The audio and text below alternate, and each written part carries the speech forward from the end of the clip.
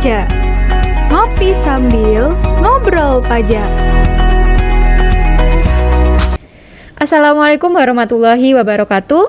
Salam sejahtera bagi kita semua. Om Swastiastu, Namo Buddhaya, dan salam kebajikan.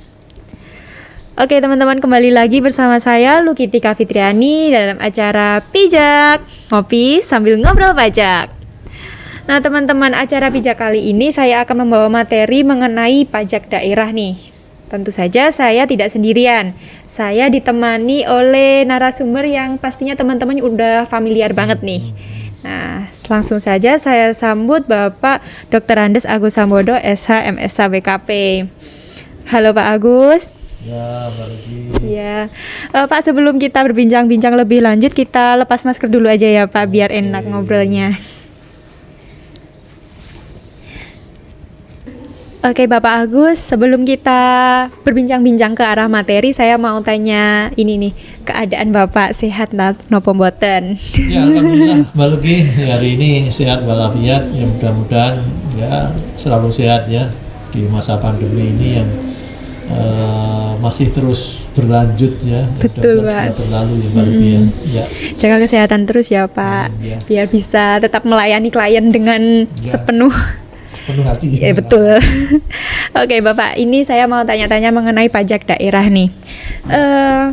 Kalau kita ngobrolin pajak daerah, pasti juga tidak akan lepas dengan retribusi daerah juga kan Pak.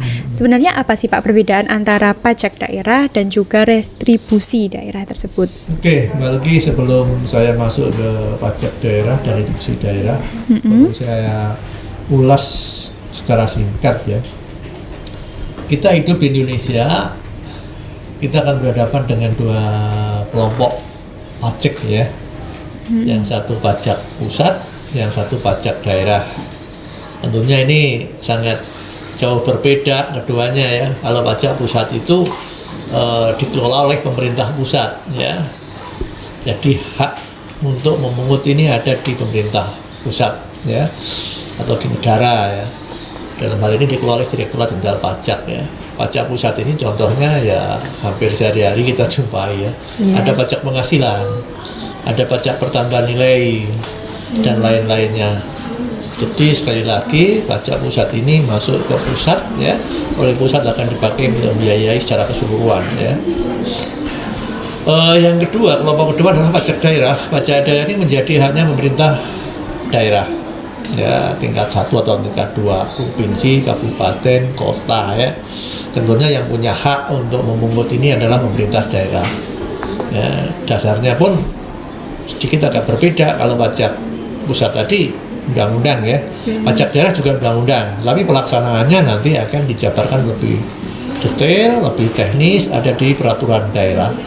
Sehingga bisa jadi Mbak, tarif pajak daerah ini antara satu daerah dengan daerah yang lain itu bisa berbeda ya, karena tadi teknisnya ada di peraturan daerah. Jadi mohon dipahami dulu bahwa kita akan berhadapan dua kelompok pajak ya. Kita lanjut ke pajak daerah Mbak Luki ya. Pajak daerah dan retribusi daerah ya. Pajak daerah dan retribusi daerah ini diatur dalam Undang-Undang Nomor 28 Tahun 2009 ya, ini menggantikan undang-undang yang lama, Undang-Undang Nomor 18 Tahun 97 ya, yang mengatur tentang pajak daerah dan retribusi daerah. Oke. Berbeda antara pajak dan retribusi ya, bedanya tipis-tipis saja sebetulnya, sama-sama merupakan pungutan oleh daerah, oleh pemerintah daerah ya. Kalau pajak ini tentunya ya seperti definisi pajak secara umum, bahwa kita bayar pajak ya, tidak ada kontribusi, tidak ada kontra prestasi secara langsung yang bisa kita nikmati ya. Jadi kita bayar pajak daerah ya, kita nggak bisa menerima sesuatu itu mungkin bisa berupa nantinya yang kita terima itu ya berupa fasilitas dan lain sebagainya ya. Tapi kalau retribusi itu kita membayar retribusi, tapi jelas-jelas kita memanfaatkan sesuatu yang disediakan oleh pemerintah daerah ya. Contohnya retribusi pasar, karena kita memanfaatkan space yang ada di pasar untuk berjualan ya. Retribusi jalan, karena kita melewati jalan tertentu misalkan, sehingga kita harus membayar ya. retribusi parkir dan retribusi lain-lainnya banyak sekali. Ini pungutan-pungutan karena kita memang menikmati sesuatu yang nyata begitu. Itu retribusi ya. Sehingga memang ya bedanya tipis-tipis saja sebetulnya antara pajak dan retribusi. Ya. Nah, objek dari dua jenis pajak tadi itu apa aja, Pak? Ya, pajak daerah banyak sekali jenisnya, Mbak ya. Dan ini akan terus berkembang saya kira ya. Dengan daerah sekarang diberi keleluasaan untuk menggali potensi penerimaan dari daerahnya, tentunya nanti mereka akan ya mengembangkan pajak daerah ini. Cuman yang perlu diingat bahwa ada rambu-rambunya ya, Undang-Undang Nomor 28 tahun 2009 tadi ya. Nggak boleh kita bertentangan dengan undang-undang ini ya. Ini dalam perkembangannya ternyata banyak ya daerah-daerah membuat peraturan daerah ya, tapi ternyata jadinya melenceng, nggak sesuai dengan apa yang digariskan dalam undang-undangnya. Akhirnya dianulir lah itu ya. Objeknya banyak, Mbak Luki. Pajak daerah ini ada pajak hotel, pajak restoran ya. Dulu istilahnya PP1 ya, pajak pembangunan 1. Tapi istilah ini sudah dirubah menjadi pajak hotel dan pajak restoran. Ya. Ini objeknya adalah ya ini, ketika pengusaha hotel menjual kamarnya, pengusaha restoran menjual makanannya kepada masyarakat, maka dia diwajibkan untuk memungut pajak kepada masyarakat. Jadi yang terkena pajak itu nanti pasti akan masyarakat yang menikmati jasa di bidang hotel atau restoran ya. Tuh, ada juga pajak parkir, mereka yang mengelola tempat parkir itu nanti dia akan kena pajak parkir. Pajak reklame, pajak iklan ya. Kita pasang papan iklan itu ya kita harus bayar pajak gitu ya. Ada pajak pemanfaatan air di bawah tanah atau permukaan ya, itu juga ada. Jadi banyak sekali jenisnya, Mbak Lugi ya. Ya nanti kalau kita lihat di undang-undangnya ya banyak sekali. Ada pajak kendaraan bermotor ya. Ya kita punya kendaraan bermotor setiap tahun harus bayar pajak ya. Cuman pajak kendaraan bermotor ini masih menjadi haknya provinsi. Nanti akan bagi hasil dengan daerah penghasil begitu ya. Kalau retribusi tadi sudah saya sebut ya, banyak sekali retribusi pasar, retribusi parkir dan lain sebagainya. Itu banyak ya. Nanti bisa dilihat di undang-undangnya ya. Nah, jenis-jenis pajak ini kalau kita jabarkan satu persatu ya mungkin agak lama. Oh ya betul. Nah Bapak tadi menyebutkan retribusi parkir dan juga pajak parkir. Ya. Bedanya apa Pak? Ya, retribusi parkir kita memanfaatkan tempat parkir kita bayar. Jadi setiap kita parkir kita kan suruh bayar ya. Iya. Retribusi itu ya. Baru itu pernah parkir ya, misalkan di mall parkir ditariki itu retribusinya karena Anda memanfaatkan tempat parkir.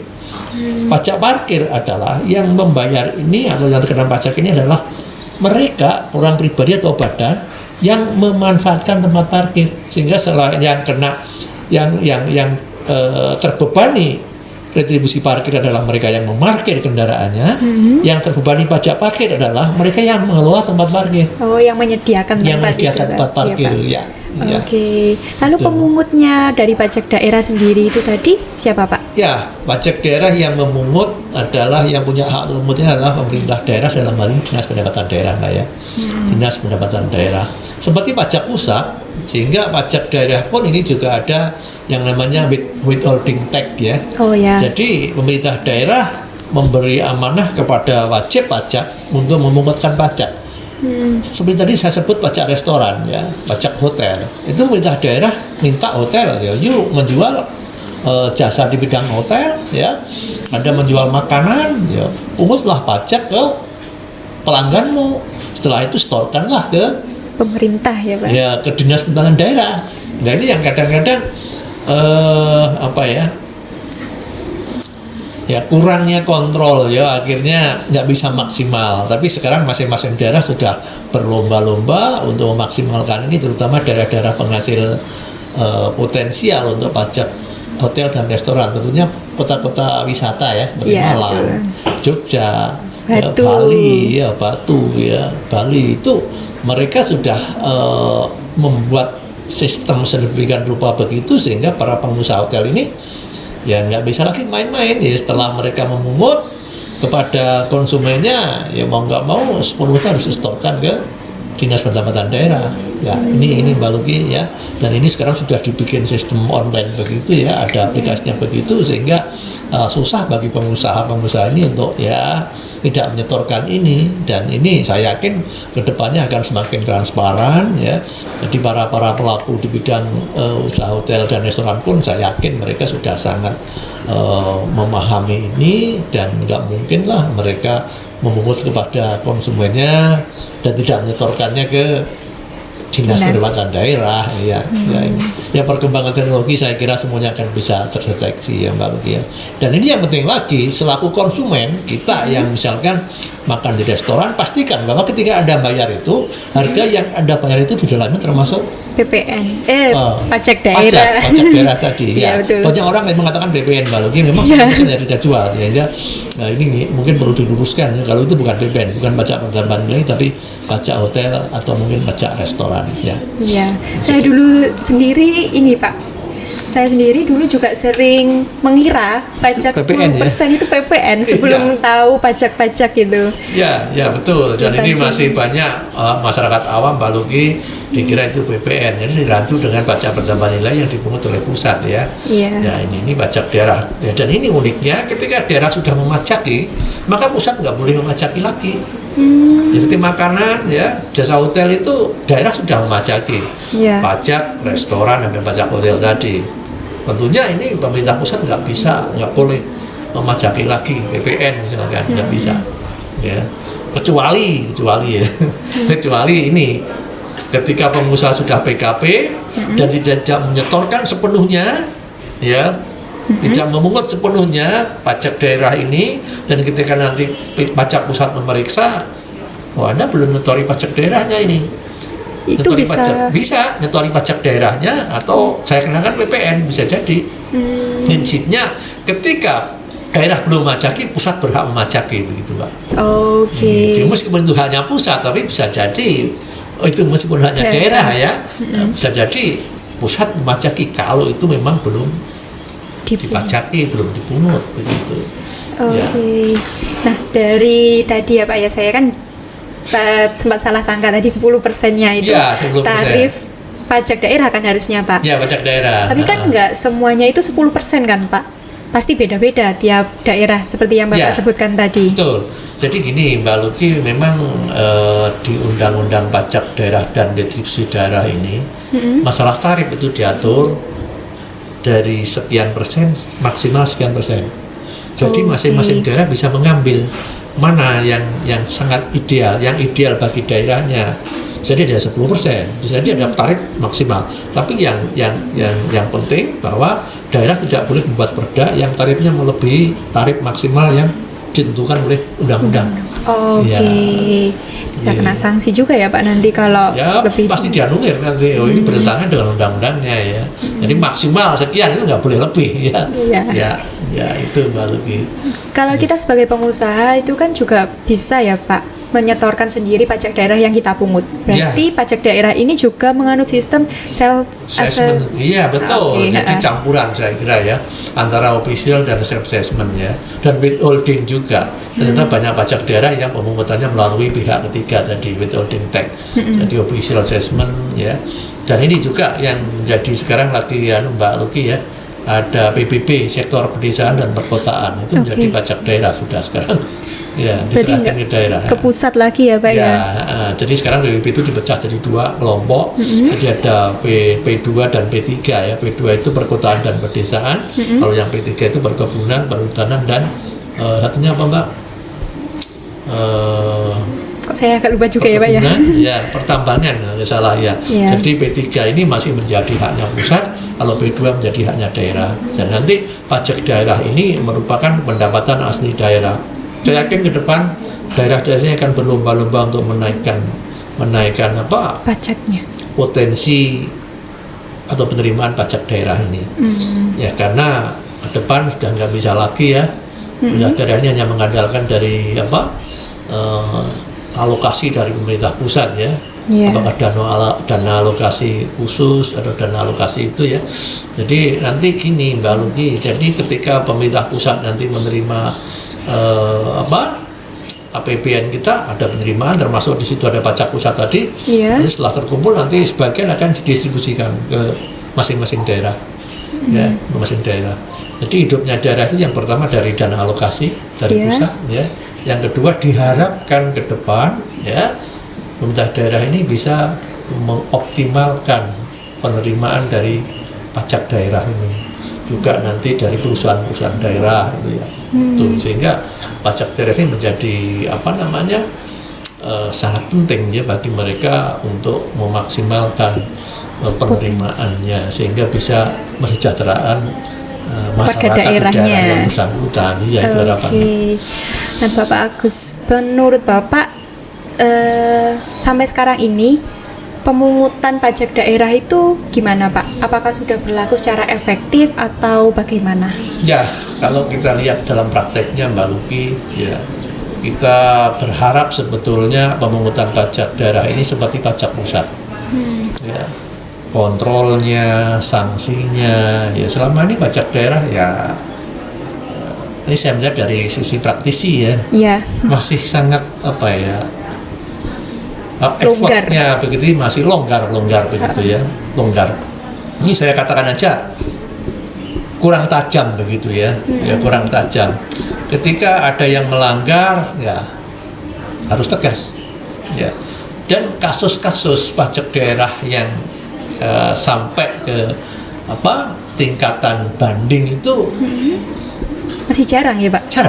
jarang ya. Jadi sangat jauh kalau kita bandingkan dengan pajak pusat ya. Iya. Terus juga sanksi untuk menimbulkan efek jera bagi para masyarakat di daerah ini ya mestinya harus betul-betul tegas dari aparat daerah untuk ya ini dalam rangka menegakkan hukum di bidang pajak daerah. Padahal ini penegakan hukum di bidang pajak daerah itu hampir sama loh Mbak dengan pajak pusat ya. Cuman bedanya di sini, ketika ada sengketa tentang pajak daerah ini, maka keberatan itu diajukanlah ke kepala daerah. Oh. Ya, keberatan. Nanti ketika keberatan ini nggak ada kesepakatan, maka bisa banding. Jajarannya bisa banding kemana? Sama ke pengadilan pajak pusat juga ke pengadilan pajak ya. Ketika aparat daerah nanti ada tunggakan masyarakat yang menunggak bayar pajak daerah ini, maka nanti penyitaannya ya sampai nanti upaya hukumnya itu sama, kita acuannya sama, undang-undangnya sama dengan pajak pusat, undang-undang penagihan pajak dengan surat paksa. Oke. Ya, jadi pajak daerah pun bisa nantinya ketika akan menegakkan hukum ini acuannya undang-undang yang sama dengan pajak pusat. Ya, ini yang saya melihat masih belum begitu tadi saya katakan kurang tajam ya daerah kurang tajam. Dan bahkan kalau mau terbuka mereka ya, yang bagian kontrol di daerah ini hotel, restoran yang besar-besar itu mereka biasanya kan juga memanfaatkan jasa akuntan publik audit. Iya. Ya, mereka juga mungkin perlu juga Anda diaudit mana kan mesinnya di situ akan kelihatan ya berapa omset yang sebenarnya. Sebenarnya simpel, kalau omset itu berapa tinggal kalikan 10% itu potensi pajak daerah. Oh ya. Iya. Yang dari hotel tadi ya Pak ya? Iya, di hotel, restoran itu simpel betulnya. Ya, makanya sekarang dibuatlah sistem ya. Jadi semua tamu yang ada di sana semua terrekod dan itu ngeling ke Dinas Pendapatan Daerah. Oh. Tapi sebaik apapun sistem ini, kalau yang input di masing-masing hotelnya dan restorannya itu misalkan ada tamu 100 di input hanya 80 katakanlah, ya bisa jadi nanti jadi nggak sesuai realnya ya Pak ya. Ya ini pernah cerita zaman mungkin sudah 20 tahun yang lalu Mbak ya. Yeah. Ada suatu daerah ya yang potensi wisatanya sangat tinggi, itu di RAPBD-nya dan penerimaannya itu hanya setiap tahun naik sekian persen, pajak hotel, pajak restoran naik sekian persen. Dan kalau terlihat potensinya sangat tinggi, sehingga ada pemerintah daerah yang mengawali, punya inisiatif, dia mendatangkan konsultan pihak independen begitu untuk mengawal pemungutan pajak hotel dan restoran. Ternyata hasilnya luar biasa, jauh di atas apa yang sudah dia targetkan di APBD-nya tadi. Nah ini akhirnya diikuti daerah-daerah yang lain ya, daerah yang lain. Ini menjadi akhirnya ya mau nggak mau para pengusaha ini jadinya ditunggu terus ya tiap hari sama si konsultannya tadi, tamunya berapa selalu direkod begitu, sehingga nggak bisa mengelak lagi sudah. Itu masih manual, tapi sekarang sudah pakai tadi ya, ya pakai sistem yang terkomputerized tadi, yang terintegrasi. Tapi ya itu tadi kelemahannya sistem itu biasanya kalau memang orang yang dalam sistem itu punya niat jelek gitu ya Pak ya. Pasti ya. Tapi meskipun sudah ada sistem, mestinya juga harus diikuti dengan kontrol ya, kontrol yang apa namanya rutin begitu ya, rutin begitu mungkin tiap bulan, tiap triwulan dan lain sebagainya.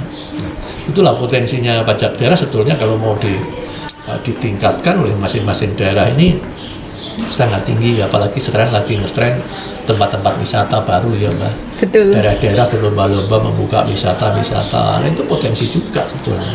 Tinggal bagaimana pemerintah daerah bisa mengoptimalkan itu, memfasilitasi supaya banyak orang datang. Ujung-ujungnya pajaknya akan masuk ke kas daerah juga, iya. Dan untuk kemakmuran warga daerah warga setempat daerah juga ya Pak ya. Untuk memberikan fasilitas dan lain sebagainya, itu Mbak. Tapi sebenarnya peran pihak independen, pihak ketiga gitu ya Pak, pihak luar itu sangat penting juga ya Pak. Seperti konsultan tadi bisa melihat apa yang belum terlaporkan seperti itu. Saya pernah juga ya, saya pernah ikut di sebuah konsultan di Jakarta sana. Kebetulan saya ditugaskan di salah satu pemerintah kabupaten begitu. Ya salah satu yang saya kerjakan itu adalah menghitung potensi pendapatan asli daerah. Dan salah satu yang waktu itu saya analisis adalah ini pajak hotel dan restoran ya. Ketika itu saya bentuk tim konsultan dengan aparat daerah ya, kita turun bersama ya, selama 6 bulan saya ditugaskan di daerah itu dan hasilnya luar biasa. Sampai ketika saya sodori hasilnya ini kaget bupatinya, masa potensi saya sekian. Loh, ini Pak yang menghitung itu staf-staf Anda loh, masa saya bohong? Nggak percaya ya Pak? Staf-staf Anda, apakah benar? Ini mereka itu gantian setiap hari saya suruh nongkrong di rumah-rumah makan yang ramai, di hotel yang ramai. Dia mencatat, ya, mencatat setiap hari berapa tamunya. Akhirnya ketahuan lah potensi ini. Ya akhirnya ada waktu itu ada action berikutnya dari bupati, mereka kumpulkan semua para pengusaha hotel dan restoran. Ini loh, saya punya angka potensinya sekian. Itu zaman dulu, sebelum teknologi berkembang seperti sekarang Mbak Luki ya. Ya itu pernah itu luar biasa kesenjangan perbedaan antara yang mereka targetkan di APBD dengan potensi, dengan realisasi yang seharusnya ya bisa dicapai, itu angkanya sangat begini. Makanya tadi saya katakan akhirnya ada yang punya inisiatif daerah tertentu untuk mendatangkan konsultan untuk mengawal. Dan konsultannya juga konsen banget waktu itu. Karena apa? Ketika nanti APBD saya sekian saya targetkan, tapi kalau nanti realisasinya bisa melebihi ini, maka nanti honornya untuk konsultan sekian persen dari naiknya ini. Dan luar biasa semangat mereka untuk mengetahui secara persis, untuk mengejar bahwa ini potensinya memang betul-betul tinggi gitu. Ada imbalan yang memang sebanding ya Pak ya, sebanding, dengan effort yang dan dikeluarkan. Pemerintah juga, daerah juga sangat diuntungkan karena penerimanya langsung naik drastis, tajam, betul. Oke, jadi teman-teman itu tadi ya, kalau memang masih ada aspek pajak daerah yang memang masih harus dilaporkan, segera dilaporkan, betul ya Pak ya? Betul. Kalau perlu minta bantuan konsultan, tenaga ahli yang lebih berpengalaman gitu di bidangnya. Seperti itu ya Pak ya? Oke, Bapak Agus, terima kasih atas informasinya, atas ilmu dan juga waktunya ya Pak ya. Sudah mau membagikan pengalaman, ilmu kepada kita semua. Sekali lagi terima kasih Pak. Saya akhiri dulu acaranya. Oke teman-teman, terima kasih telah menyaksikan acara pijak kali ini. Jangan lupa like, komen, dan subscribe di akun channel YouTube Cipta Sarana Cendekia, dan jangan lupa follow akun Instagram kami di @ciptasaranacendekia. Saya Lukitika Fitriani, pamit undur diri. Wassalamualaikum warahmatullahi wabarakatuh. Pijak, ngopi sambil ngobrol pajak.